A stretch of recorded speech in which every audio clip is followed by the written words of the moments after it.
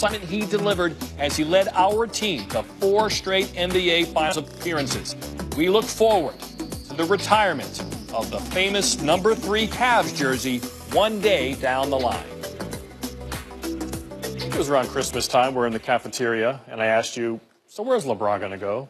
And you said, yeah, probably the Lakers. So we all kind of knew this was going to kind of happen. Oh, you did, not me.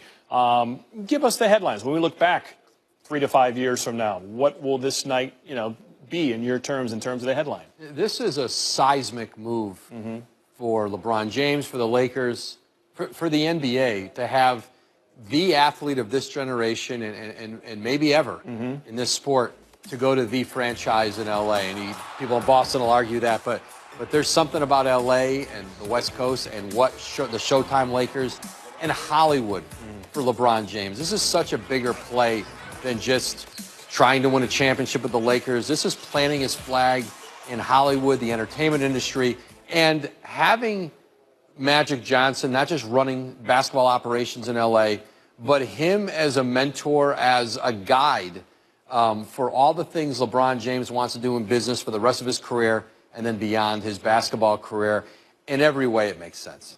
Yeah, his global brand is really unlike anything. We know Michael had a big brand, but LeBron's all in on the entertainment aspect you talked about. LA makes perfect sense. But it's just a 2-year plan in terms of really competing, because it doesn't look like, well, Bobby Marks in our next segment, our front office insider, it doesn't look like there's a lot of room to do anything this year in terms of adding Kawhi or DeMarcus Cousins or anybody now. Yeah, and they brought in some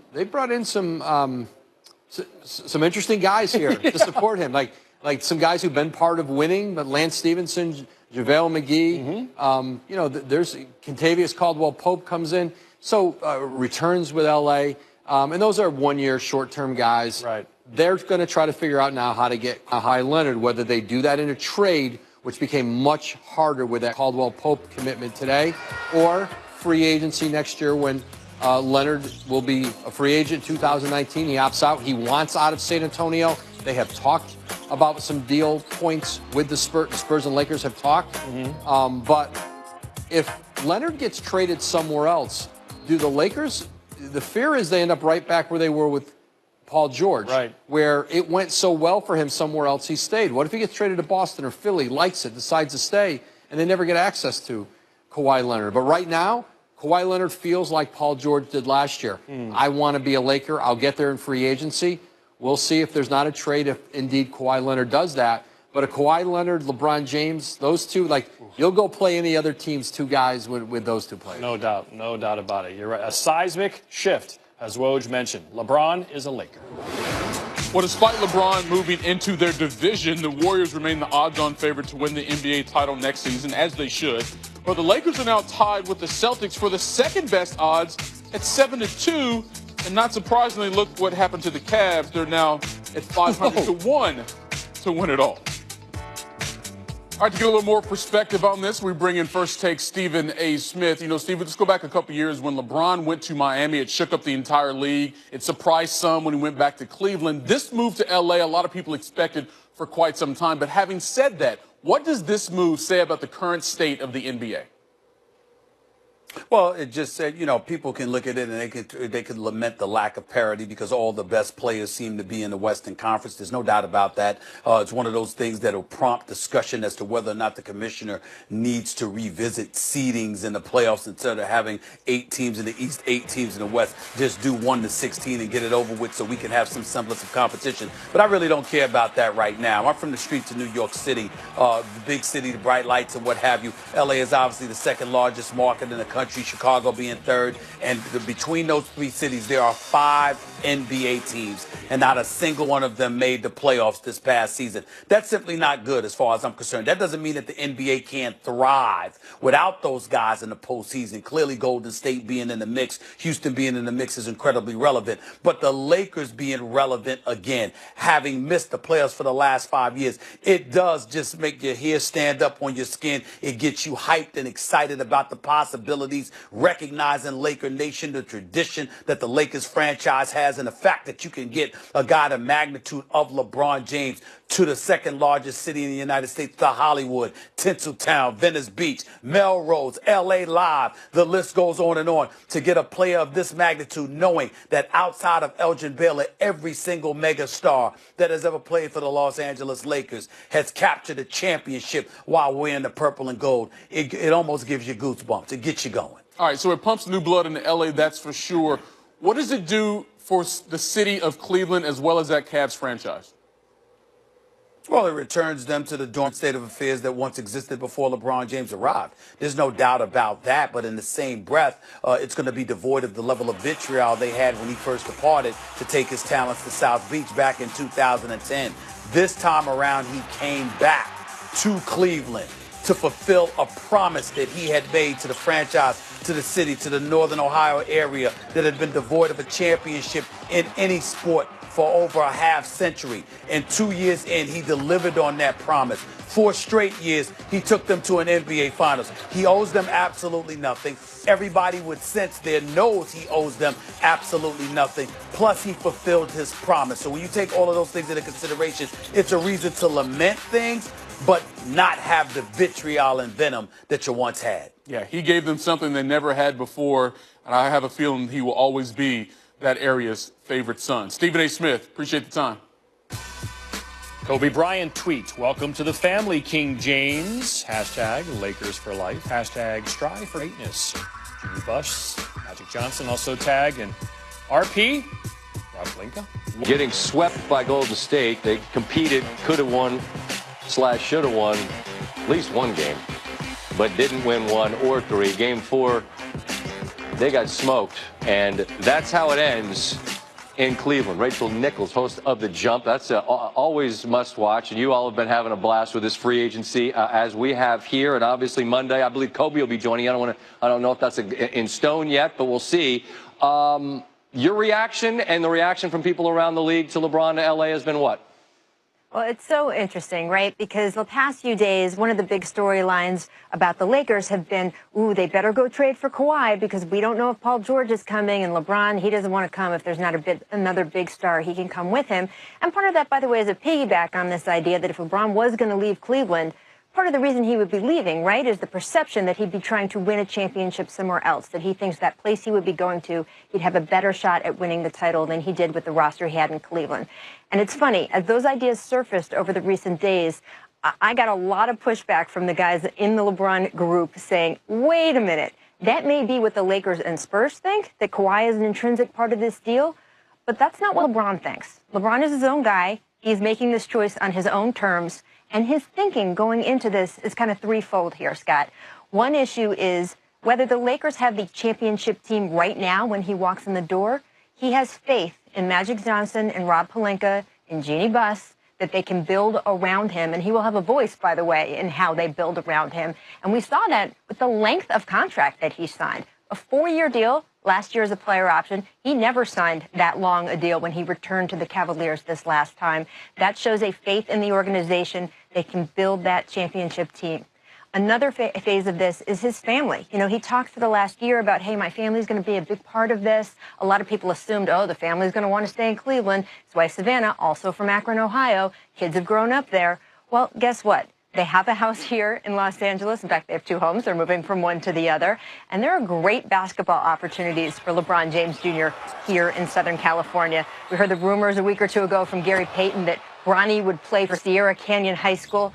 Guess who plays for Sierra Canyon High School? Scottie Pippen Jr. plays for Sierra Canyon. Kenyon Martin Jr. plays for Sierra Canyon. We have Scottie Pippen on The Jump all the time, Scott, and he wouldn't knock down that Gary Payton rumor. He said, can't knock it down. So we had that as a little bit of a clue.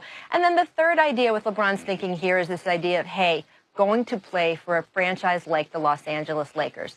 The prestige there, the idea that he could come there and build something. And it is fascinating that after all of this, quote, ring-chasing super team sort of experience the NBA has had in recent years, it started with Miami and the Heat and the way they put that squad together and Kevin Durant going to the Warriors. We had Paul George say, I want to stay in Oklahoma City, even if this isn't a slam dunk to win a title. Right. We have LeBron saying, I'm willing to go to the Lakers by myself. It's a different era in the NBA. Rachel, this is someone you know very well, and I have made this comment the last couple of nights, very, very far removed. I don't know the man well at all outside of shooting a commercial and having him on occasion here on the show. I sense that there's this clarity that comes from being above the fray, from being above the concern about how you're perceived and what people on our show and your show and morning shows say about him, and being a father and seeing the world through the eyes of Bronny and his boys and his children, his daughter as well. You know him. Do you sense that there's clarity where there wasn't before as it relates to making a decision about where he's going to play? Absolutely. There's no question about that, Scott. And the fact that this isn't going to be a transition phase of his career. He is signing to be in Los Angeles, in effect, from the age of, he's turning 34 at the end of this year, to a time where he'd be turning 38 years old. That is clearly the end of his NBA career, and then maybe last a little bit longer if he wants to play in the same league as LeBron James Jr. We'll get to that. But the idea that he knows he's not going to be the best player in the NBA forever, that could have been decided for him if he had stayed in Cleveland. Maybe he would have been knocked out of those finals appearances in the East. He's taking control of that narrative now. He knows by going to the Lakers, probably won't make the finals this coming year. That streak is going to end. But that streak is ending on his terms, his way. That is very interesting to me, and yet another thing LeBron has been able to pull off in this crazy career he's had. And I'm sure you'll be sitting down face-to-face with him. It won't be hard to track down. He's right there in the same town as you. We look forward to hearing that conversation when it comes to it, and we appreciate the chat as always tonight. Look forward to watching you guys tomorrow. Thank you. You got it. That's Rachel Nichols. So what kind of impact are you talking about when LeBron James joins your squad? Well, as a rookie, we were talking about a kid, but he was a kid that helped Cleveland win 35 after they were 17-65 the season before. He goes to South Beach, took the talents there, of course, led the Heat to the NBA Finals after they were 58-24, an 11-win improvement over the Miami team that lost in round one of the playoffs the year before. When he went back to Cleveland, they improved by 20 wins over the record before. And am I supposed to go over there to join Bobby? Oh, well, I'm going to walk over here. Bobby Marks is here. Sorry, I would have put... See, I'm going to let you guys in on a little TV secret. You got places to put your microphones, and I would have done this far more elegantly if I knew I was going to be standing up here letting you all get the full inventory of your guy here. See, it's a little sloppy.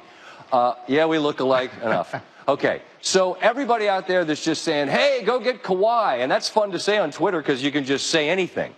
How hard is it going to be for the Lakers to bring somebody of that caliber in salary-wise? Extremely hard, and we can walk you through. Please do. Right now, the Lakers are at $47.6 million. This is before all the transactions today, and we are leaving Luol Deng's $18 million on the cap. We are not stretching it over over 5 years to reduce his number. We are leaving Julius Randle's $12.4 million there. Mm-hmm. And when we put James over, we slide him in.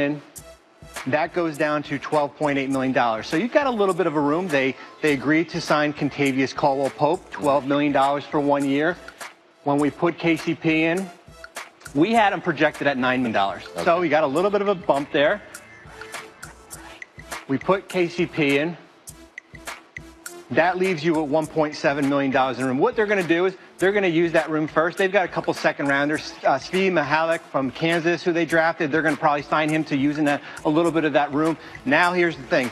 Now you agree to a term with Lance Stevenson, right. The 4.4 room mid-level exception.